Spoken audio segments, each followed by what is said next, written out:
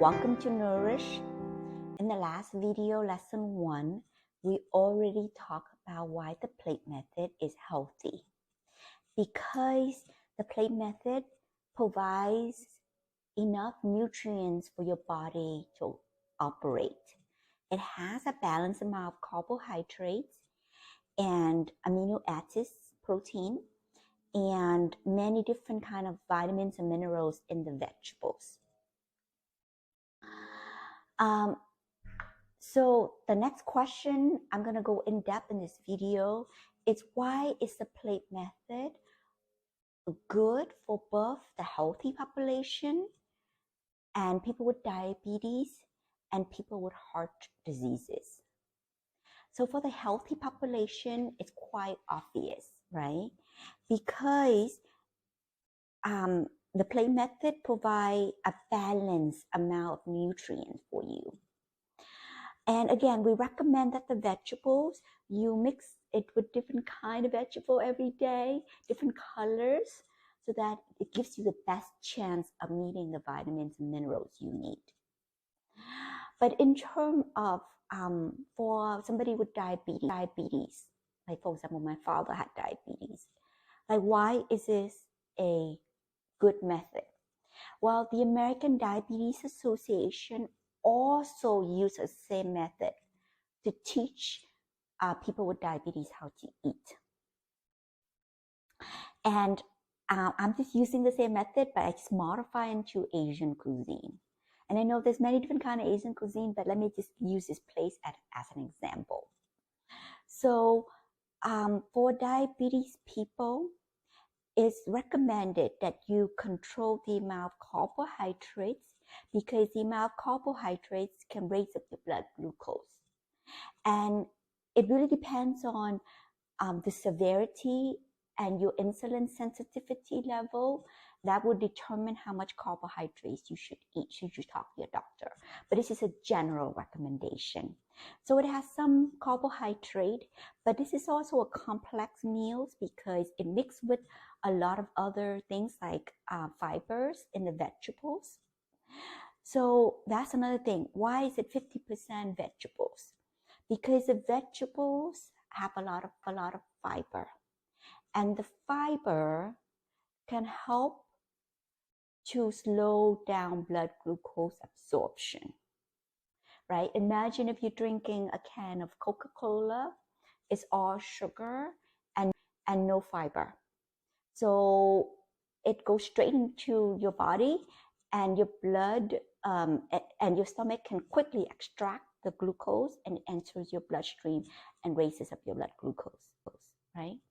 But if you, instead of drinking Coca-Cola, eat some vegetables instead, there is still carbohydrate in this meal, which is the rice, right? Because you eat it together with the fiber, right? Then your stomach has to kind of work at it to chew and then to digest and then to extract and to release the glucose into your bloodstream. So it's a slower absorption. So keep your blood glucose more stable. Another thing is that the fiber can also make you feel, because it provides bulk in your stomach, it can help you to feel fuller. So when you eat a lot of vegetables, you can feel fuller. And because you're feeling fuller, you're less likely to feel hungry and less likely to eat more carbohydrate. So that's why it's helpful. Okay. And of course, this plate method is very balanced because it still provides the amino acids and the healthy fats that your body would need. So let's talk about why this plate method is good for people with heart diseases. So with heart diseases, the most common method that's been researched and is recommended by the American Heart Association is the DASH diet.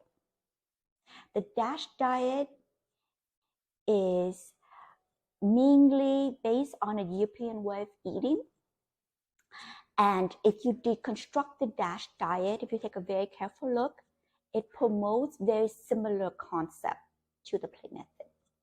The DASH diet promotes that you should eat a lot of fresh fruits and vegetables.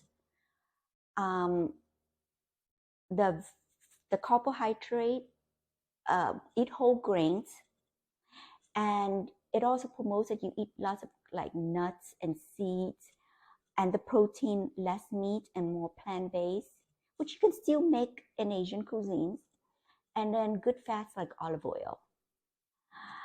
So we deconstruct the DASH diet and apply to the plate method. Then, 50% of the plate is already vegetables, right? That check the box for the DASH diet. And then, you can cook with a little bit of olive oil for the good fat. You can add in some seeds if you want to, like sunflower seeds and things like that, sesame seed. And yeah, the main thing to control for in a diet to help with your heart problems is to control for sodium.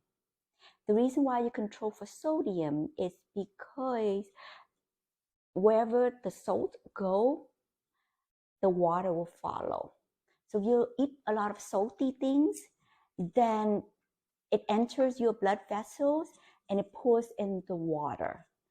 And then it kind of make like your blood vessels increases the pressure. And that's like a problem with high blood pressures, which over the long term can damage your blood vessels and your heart and other organs, right? Another thing to control for with heart diseases is to have like a lower fat diet. And you still will need some fat because your body still needs the omega-3 and omega-6 fatty acids. Those are essential fatty acids. Your body cannot make it, it will need it.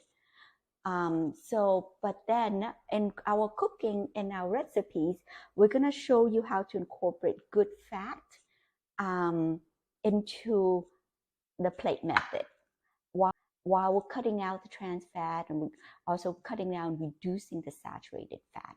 Okay, we're still gonna have like a little bit of saturated fat, about 3 grams per meal or less, but we're gonna enjoy our meal in a much more balanced way. Okay, we're gonna have many other videos on protein, vegetables, and carbs, specifically applied to different Asian cuisines. So, let us know if you have any questions. Thank you for joining.